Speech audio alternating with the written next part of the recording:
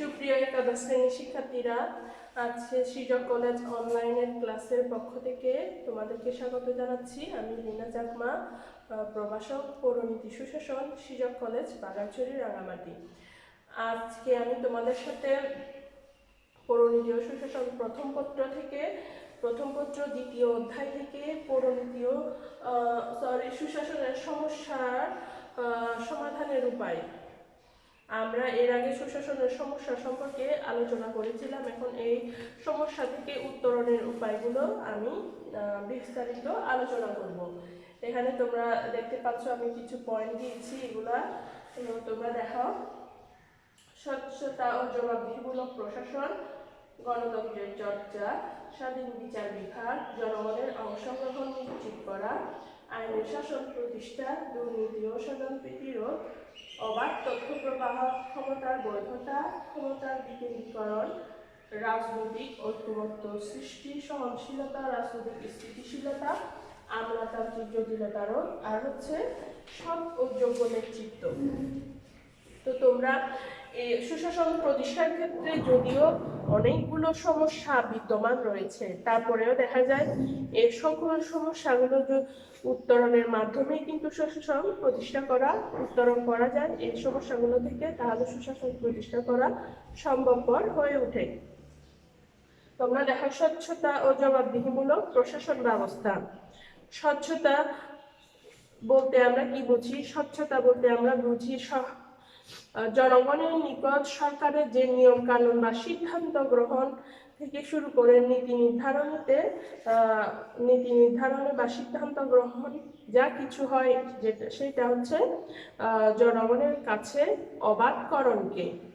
সরকার যাই করুক না কেন, যে সকল নীতি গ্রহণ করুক না, এটা জনগণের কাছে অবহিতকরণকেই আমরা স্বচ্ছতা হিসেবে বলে থাকি। জবাবদিহিতা বলতেও এর আগে আলোচনা করেছি। জবাবদিহিতা বলতে আমরা বুঝি হচ্ছে তোমার কাজের জন্য কারো কাছে ব্যাখ্যা দানের বাধ্যবাধকতা। যদি আমি কারো কাছে আমার কাজের জন্য আমি কারো কাছে যদি বাধ্যবাধকতা বা কাজের জন্য কারো কাছে দায়ী না থাকি, তাহলে দেখা যায় সেই কাজটা ভালোভাবে সম্পূর্ণ করা সম্ভব হয় না। তো এক্ষেত্রে স্বচ্ছতা আর জবাবদিহিতা মূলক যদি প্রশাসন ব্যবস্থা গড়ে তোলা যায়, তাহলে বলা হচ্ছে যে এখানে সুশাসন প্রতিষ্ঠা করা সম্ভব। তারপরে রয়েছে আমাদের গণতন্ত্রের চর্চা করতে হবে। সুশাসন প্রতিষ্ঠা করতে গেলে গণতন্ত্রকে প্রাতিষ্ঠানিক রূপ দিতে হবে আর গণতন্ত্রের চর্চাটা অব্যাহত রাখতে হবে।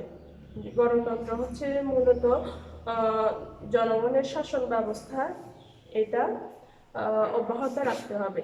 তারপরে হচ্ছে জনগণের অংশগ্রহণ নিশ্চিত করা। সকল ক্ষেত্রে সরকারের নীতি প্রণয়ন থেকে শুরু করে সিদ্ধান্ত গ্রহণের সব কিছুতে মূলত জনগণের স্বতঃস্ফূর্ত অংশগ্রহণ লাগবে। যদি সুশাসন প্রতিষ্ঠা করতে হয়, তাহলে আমাদেরকে সরকারের নীতি নির্ধারণ থেকে শুরু করে সব কিছুতে জনগণকে অংশগ্রহণ করতে হবে, পাশাপাশি জনগণকেও সম্পৃক্ত করতে হবে। তো তারপরে হচ্ছে আইনের শাসন প্রতিষ্ঠা। আইনের শাসনটা কি? মূলত শাসন ব্যবস্থার মধ্যে আইনের সুপ্রতিষ্ঠিত প্রাধান্যকে মূলত আইনের শাসন হিসেবে আমরা অভিহিত করতে পারি। এখানে আইনের দৃষ্টিতে সকলে সমান হবে, এই ব্যবস্থা যদি থাকে, তাহলে দেখা যায় যে কোনো শাসন ব্যবস্থায় আইনের শাসন যদি প্রতিষ্ঠা করা যায়, তাহলে সুশাসন প্রতিষ্ঠা করা সম্ভব হবে। তারপরে দুর্নীতি ও স্বজনপ্রীতি রোধ। দুর্নীতি যেটা হচ্ছে, দুর্নীতি বলতে আমরা কি বুঝি? নীতি বিরুদ্ধ কাজ, বা এখানে দেখা যায় রাজনৈতিক বা সরকারি প্রশাসনে দেখা যায় সাধারণত ঘুষ, তারপরে বল প্রয়োগ, ভয় প্রদর্শন, প্রভাব বিস্তার, আর হচ্ছে ব্যক্তি বিশেষকে সুবিধা প্রদানের মাধ্যমে ক্ষমতার অপব্যবহারকে আমরা দুর্নীতি হিসেবে অভিহিত করতে পারি। স্বজনপ্রীতি, নিজের স্বজন বা নিজের আত্মীয় স্বজনকে বিভিন্ন ধরনের সুবিধা সুযোগ করে দেওয়া, যদিও সে অযোগ্য হয় তারপরেও তাকে বিভিন্ন ধরনের চাকরিতে, সরকারি চাকরিতে নিয়োগ দেওয়া, বা এটাকেই মূলত স্বজনপ্রীতি বলা হয়। তো এই যে দুর্নীতি আর স্বজনপ্রীতি রোধ করতে হবে, কেবল তখনই সুশাসন প্রতিষ্ঠা করা সম্ভব হবে। অবাধ তথ্য প্রবাহ, এক্ষেত্রে দেখা যায় সুশাসন প্রতিষ্ঠা করতে গেলে অবাধ তথ্য প্রবাহ প্রয়োজন। এক্ষেত্রে এই তথ্য প্রবাহ যেমন সুশাসনের জন্য সরকারের গৃহীত নীতি, কার্যক্রম, সিদ্ধান্ত সবকিছু মূলত জনগণের নিকট পৌঁছানো, আর হচ্ছে জনগণের সমস্যা আর দাবি যাতে সরকার নিকট পৌঁছানোটা কিন্তু একান্ত আবশ্যক সুশাসন প্রতিষ্ঠা করতে গেলে। এখানে বলা হচ্ছে সরকারকেও তার নীতি সম্পর্কে জনগণকে অবহিত করতে হবে, পাশাপাশি যে জনগণের দাবিটাও সরকারের কাছে পৌঁছতে হবে। এই যে তাছাড়া সরকারি যে তথ্য সেগুলো অবাধ করে দিতে হবে, যাতে সহজেই নাগরিকরা এই তথ্যগুলো সহজেই পেয়ে থাকে, সরকারি যে কোনো প্রতিষ্ঠান সম্পর্কে তথ্য সবকিছু।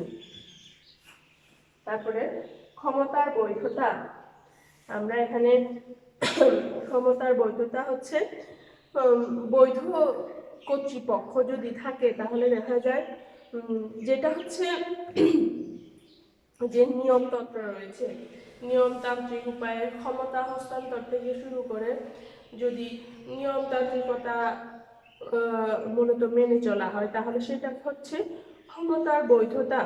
যদি এর ব্যতিক্রম হয়ে যায় বা অনিয়মতান্ত্রিক উপায়ে ক্ষমতায় আসাকে, যেটা হচ্ছে অবৈধ, তো যার পিছনে হচ্ছে জনগণের সমর্থন থাকে না, যদি এটা হয় তাহলে সুশাসন প্রতিষ্ঠা করা সম্ভব হয় না।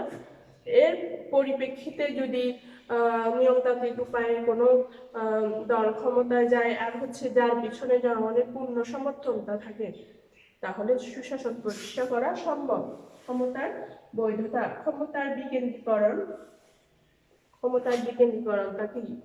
প্রশাসনের সর্বোচ্চ পর্যায়ে ক্ষমতাটা মূলত কেন্দ্রীভূত না রেখে এটা উচ্চ পর্যায় থেকে নিম্ন পর্যায়ে ছড়িয়ে দেওয়া, যেটা ক্ষমতা, এটাকে বলা হচ্ছে যে ক্ষমতার বিকেন্দ্রীকরণ। যদি ক্ষমতাটা শুধু একটি জায়গায় কেন্দ্রীভূত করে রাখা হয় তাহলে দেখা যায় সময়ের অপচয় হয়, পাশাপাশি দেখা যায় কোনো কাজ সুষ্ঠুভাবে সম্পন্ন করা সম্ভব হয় না। তো কাজে ক্ষমতার বিকেন্দ্রীকরণটা সুশাসন প্রতিষ্ঠার ক্ষেত্রে গুরুত্বপূর্ণ। রাজনৈতিক ঐক্যমত্য সৃষ্টি, সহনশীলতা, রাজনৈতিক ঐক্যমত্য থাকতে হবে। রাজনৈতিক দলগুলোর মধ্যে দেখা যায় যেখানে দেশের স্বার্থ জড়িত রয়েছে সেখানে দেখা যায় সব রাজনৈতিক দলকে একত্র হয়ে ঐক্যমত্য হতে হবে। তো এই ক্ষেত্রে সুশাসন প্রতিষ্ঠার ক্ষেত্রে এটা জরুরি। আর হচ্ছে সহনশীলতা, যেটা হচ্ছে অন্যর মতামতকেও গুরুত্ব দিতে হবে, গুরুত্ব সহকারে শুনতে হবে। তো এই যে সহনশীলতার ব্যাপারটা, এটা হচ্ছে সুশাসন প্রতিষ্ঠার অন্যতম একটি শর্ত। এখানে দেখা যায় প্রশাসনের যে বিভিন্ন পর্যায়ে যে কর্মকর্তা কর্মচারী রয়েছে তাদেরকেও সহনশীল হতে হবে। জনগণের মূলত তাদের জনগণের যে কথাবার্তাগুলা তাদের যে শুনতে হবে, তাদের অন্যর মতকেও, তেমনি রাজনৈতিক দলের ক্ষেত্রেও দেখা যায় অন্য রাজনৈতিক দলের মতকেও গুরুত্ব সহকারে শুনে সেটা যদি ভালো হয় সেটাকে গ্রহণ করতে হবে। তো সহনশীলতার ব্যাপারটা সুশাসন প্রতিষ্ঠার ক্ষেত্রে গুরুত্বপূর্ণ। রাজনৈতিক স্থিতিশীলতা রক্ষার ক্ষেত্রে মূলত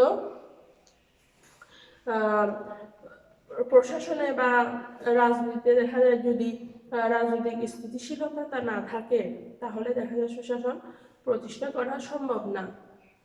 তারপরে আমলাতান্ত্রিক জটিলতা রোধ করতে হবে, সৎ ও যোগ্য নেতৃত্ব।